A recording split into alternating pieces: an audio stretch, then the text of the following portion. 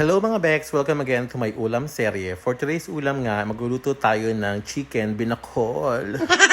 First step nga, magigisa lang tayo dito ng luya, tanglad, bawang, sibuyas, at kamatis. At kapag umangat na nga ang mga kaluluwa ng ating aromatic, ilagay na natin yung ating manok. At syempre, kailangan natin sangkutsahin maigi yung manok para matanggal yung langsa niya. At hayaan ko lang itong magtubig at maglabasan yung kanyang mantika. After 15 minutes nga, ayan, naglabasan na at medyo naubos na yung kanyang pawis. Nilagay na ako dito ng pamintang durog. At sinundan ko na rin ito ng patis pang palasa. At isinabay ko na rin pala yung papaya sa kapalambot ng ating manok kasi alam niyo naman yung papaya, medyo may katigas.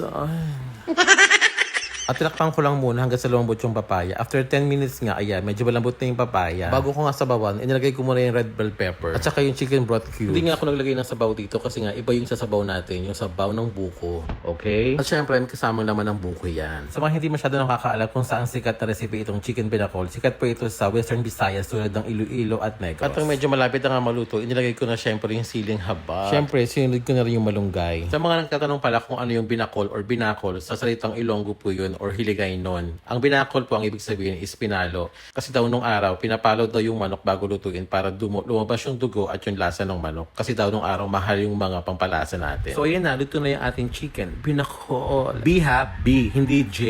Binakol. Tsareng. So mamili ka, kakainin mo to o kakainin kita?